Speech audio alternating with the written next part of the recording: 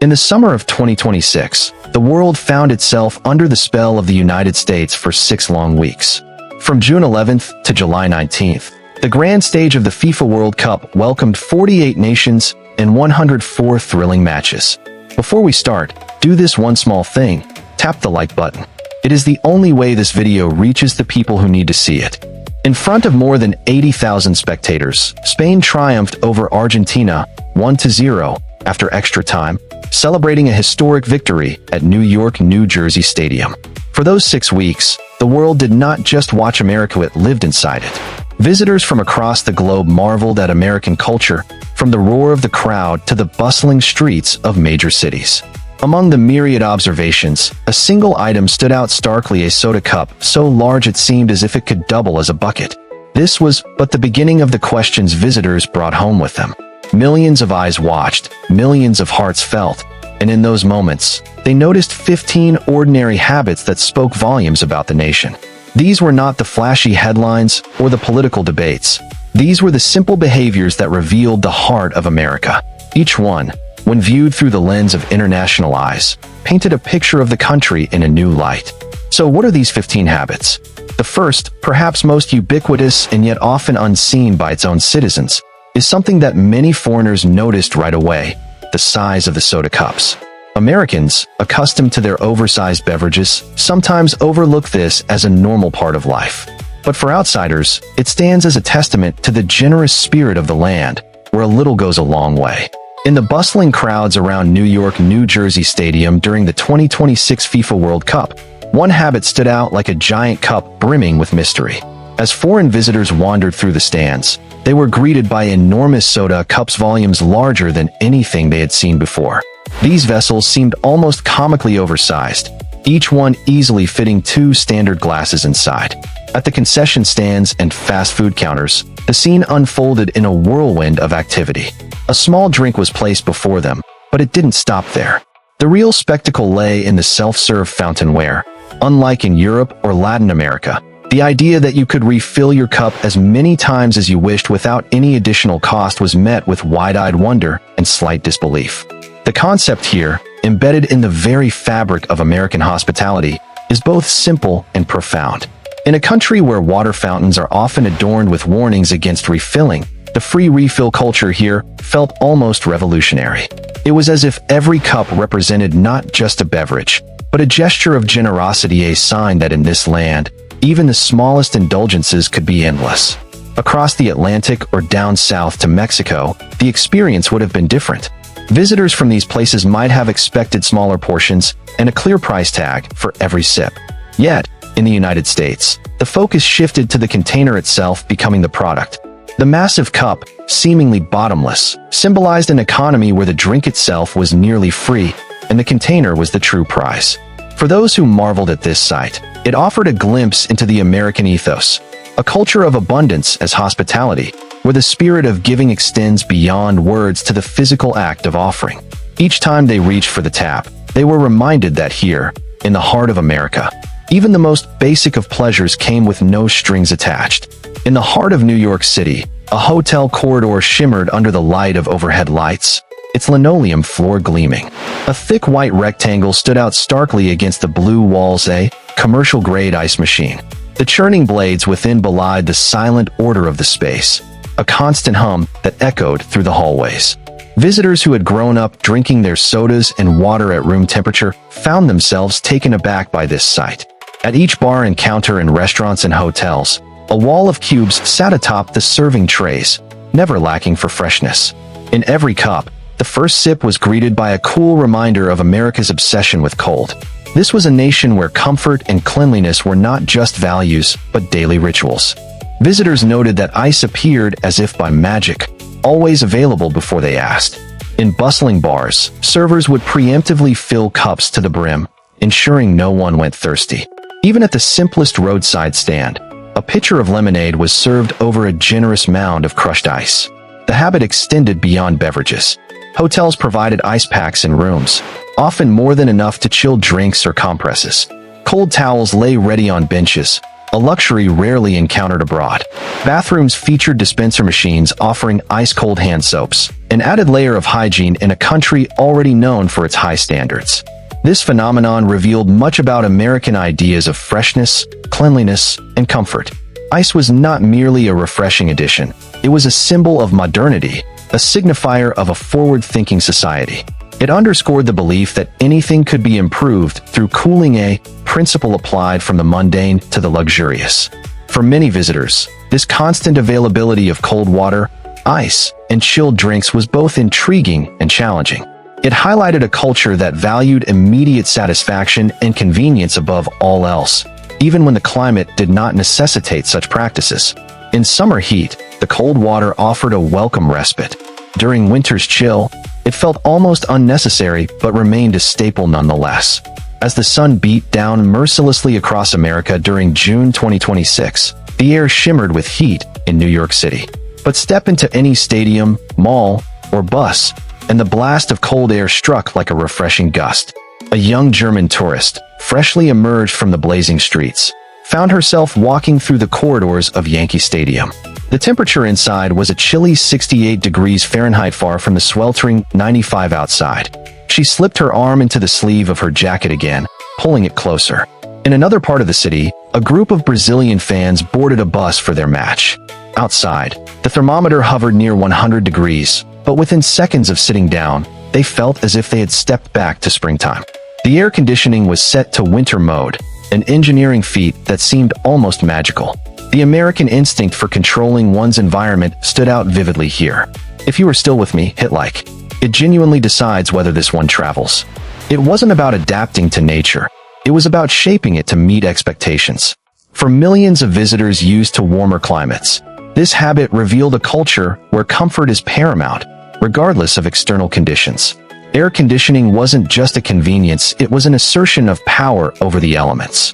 This practice also hinted at the vast resources available in the United States. The energy required to cool such large spaces on such a scale did not seem to concern Americans, who appeared willing to use resources freely to achieve personal comfort. The world watched in awe and perhaps a touch of envy as these vast indoor spaces remained cool all year round, even during the hottest summer months.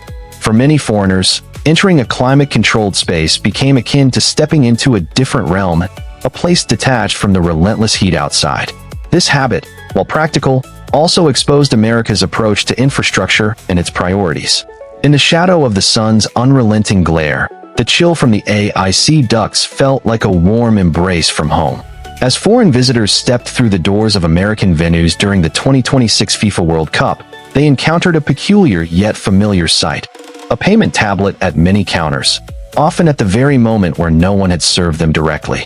This tablet would prompt customers to consider tipping, suggesting percentages ranging from 18% to 25%. The screen would ask politely but insistently for their contribution, changing color with each option until a decision was made. A young Japanese tourist found herself facing this phenomenon at a food stand. With her heart racing and an uncertain smile, she scanned the options. 18% seemed too low, 25% felt dangerously high. She reached into her pocket, pulled out a coin, and hesitated before sliding it across the counter. Her fingers trembled as she watched the numbers on the screen change, then settled on a final total. The experience left her feeling both relieved and uncomfortable, a mix of gratitude and guilt. This habit revealed a deep-seated belief in the value of service within the United States, where the customer is expected to contribute part of the wage directly. It transformed what could have been a simple transaction into a calculated equation. At every turn, the visitor was reminded that every interaction required careful consideration and immediate financial commitment. This wasn't just about tipping. It was about integrating oneself seamlessly into a service-oriented economy where every stranger is also a potential benefactor. Upon entering a small cafe, a young Canadian tourist noticed an unusual sign on each countertop. Prices for items were clearly marked with exact change. She placed her order and was surprised when she reached the register to find the cashier asking for more than the tag price. $75, the cashier explained politely but firmly as he looked over the receipt. The tourist dug through her purse, trying to produce exactly $1.75. Sorry, ma'am, the cashier said gently. The tourist frowned, realizing how different this experience was from home. In Canada, the final price was always listed up front, leaving no room for unexpected charges. In America, taxes and fees are often added at the register, varying slightly depending on the location. This habit can be confusing for visitors, who might hold out exact change only to have it rejected. Over time, Americans rarely notice this quirk, having become accustomed to it since childhood.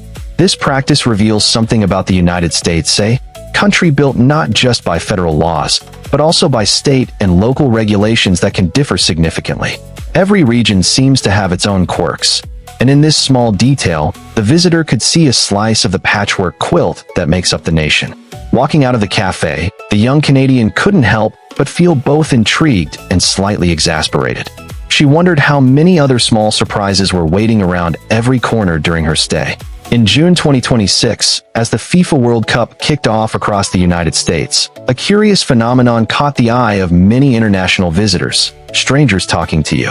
Whether it was the cashier asking how your day was going, the person behind you commenting on your shirt, or even the driver sharing their life story, these random interactions were not just polite conversational greetings, but a unique aspect of American culture. Foreigners from more reserved cultures often found this habit perplexing at first. They might feel uncomfortable when someone started chatting with them mid-line at the register, or when a stranger sitting next to them during a match began to share personal anecdotes. These initial reactions stemmed from unfamiliarity. In countries where direct communication might be less common, such exchanges could seem overly friendly or intrusive. However, over time, visitors came to see these conversations as something different, something essential to understanding America. The United States is a nation in constant motion, where people need to be adaptable and quick to form connections. In public spaces, from shopping malls to sports stadiums, Americans frequently transform strangers into acquaintances almost instantaneously. For example, a young visitor from Japan noticed this pattern every day while exploring New York City. On her way to the stadium for a match, she would pass by counters where the staff always inquired about her day, sometimes offering advice or recommendations based on her answers. At the stadium itself, she felt the warmth of the crowd, as spectators shared stories and laughs, creating an atmosphere that felt both intimate and inclusive. This habit of talking to strangers revealed much about the American character, a society built on movement and interaction. It demonstrated the importance of community and the belief that even fleeting encounters can lead to meaningful relationships. While visitors initially saw it as odd or even unsettling, they eventually embraced it, finding in these casual conversations a unique insight into what makes American culture so vibrant and dynamic. It was a warm June afternoon, but even under the sweltering sun, Americans maintained their cheerful demeanor. A simple conversation with a passerby could turn into a wide grin exchanged across strangers. Yet, behind this universal warmth lay a personal space barrier. As she approached one such smiling American, she noticed a comfortable distance that seemed to keep people at arm's length. We are halfway. If any of this has surprised you so far, drop a like and tell me in the comments which habit hit you hardest. This habit of maintaining a wider-than-average personal bubble was strikingly evident not just in casual interactions, but also in everyday settings like shopping centers and restaurants. The wide default smile and the wide personal bubble were two sides of the same coin, revealing a culture that valued warmth from a distance. It struck foreign visitors as enormous warmth at a considerable remove, something they hadn't encountered before. This social dynamic often left international tourists feeling bewildered yet intrigued. They wondered how this balance between friendliness and personal space could exist in the same society. It became clear that the wide smile served as a universal greeting, a sign of openness without needing physical closeness. Meanwhile, the larger personal space acted as a buffer zone, allowing individuals to maintain their sense of privacy while still being considerate of others. Such habits reflected deep cultural values. The wide smile was seen by many as an outward expression of optimism and positivity, making it easy for anyone to enter a conversation or seek help. The personal space, on the other hand, highlighted the importance of individuality and respect for personal boundaries, a crucial aspect of American identity. As the World Cup games unfolded, these behaviors became more than just observations. They offered insights into how Americans interacted with one another and welcomed visitors from around the globe. Each smile and each step back told a story about a nation that valued connection but also cherished its independence. The 2026 FIFA World Cup brought international visitors to the United States, where they observed an American habit so ubiquitous it seemed to define the country. Everything was a drive. One young French tourist found herself standing outside a stadium after wandering a mile-long stretch with no sidewalk. The distance felt endless under the scorching sun. She had left her hotel to save money, but now she realized there were no practical alternatives. The streets were lined with cars, their windows often tinted, and the nearest public transportation was miles away. She had underestimated the scale of America's car-centric culture. A young German backpacker noted a similar frustration when he tried to walk from his hostel to a nearby park. He was surprised to find that the route involved crossing several busy roads without any pedestrian infrastructure. The only solution seemed to be to hail a taxi or hop into someone's car. These experiences highlighted how deeply ingrained the automobile was in daily life across the United States. From the smallest towns to bustling cities, every destination was accessible by car. Even short distances that seemed manageable on paper became daunting adventures when navigating American roads. In suburban areas, this habit took on a more pronounced form. A British visitor was driving through a residential neighborhood for what should have been a brief trip between homes. What started as a few blocks soon turned into a journey down winding, unmarked streets. Every turn revealed new surprises. A driveway suddenly blocking the way, a garage sale selling off everything from bikes to old furniture, and cul-de-sacs that twisted back onto themselves. The constant need to drive underscored the post-war vision of the American landscape, a sprawling network of highways and freeways designed to accommodate a burgeoning automotive age. It shaped not just the physical layout, but also the social fabric, influencing everything from urban planning to workplace culture. This pervasive reliance on cars reflected a broader societal shift away from walking and public transportation. In many ways, it was an expression of independence and freedom, but it also came with practical challenges for those accustomed to a different way of life. In the parking lots of stadiums across America, the World Cup was not just an event, it was a gathering of people, each tailgating as if their living room had suddenly transformed into a public square. Hours before the gates opened, the lot buzzed with activity. Grills sizzled, folding chairs were set up, and coolers overflowed with drinks and food. Entire meals were cooked right on the asphalt, transforming concrete spaces into impromptu kitchens and dining areas. For many international visitors, this habit was initially baffling. They watched with curiosity as strangers began barbecuing mere minutes after arriving. The sight of cars lined up like a row of tiny restaurants, with billowing smoke and the tantalizing aroma of grilled meats wafting through the air, seemed almost foreign. Yet, it wasn't long before this strange scene became charming. As the tailgaters chatted and laughed, sharing stories over burgers and beers, the charm of these gatherings began to unfold. Visitors saw how the private vehicle became more than just transportation. It was a portable living room. The parking lot turned into a microcosm of American hospitality, where strangers found common ground and shared experiences in good company. This practice revealed much about the American character.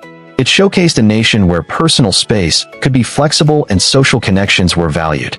For many, tailgating became not only an experience, but a highlight of the World Cup, turning what could have been a mundane pre-game wait into a vibrant community event. In New York, New Jersey Stadium, as the national anthem of the United States played, 80,000 voices rose in unison. People stood, removing hats and placing their hands over their hearts, a ritual that united them despite their myriad disagreements. The sound was electric, a shared experience that transcended political divides. Quick reminder to like the video. It costs you nothing, and it changes everything on this end. Foreign visitors watched with a mix of curiosity and respect. In countries where patriotism often simmered quietly beneath the surface, this display of intensity felt almost foreign. Yet, it revealed something profound about American identity, how a nation binds itself, not just through common heritage, but through collective rituals and shared moments of solemnity. The moment underscored an essential aspect of American life: the importance of community and unity, even when individual beliefs may clash. It was a reminder that in the grand tapestry of American culture, certain symbols and traditions held immense power, capable of uniting millions in a single heartbeat. Every day of the year, not just on holidays, you would find flags flying proudly from porches, perched atop mailboxes, draped over work trucks, and emblazoned on t-shirts.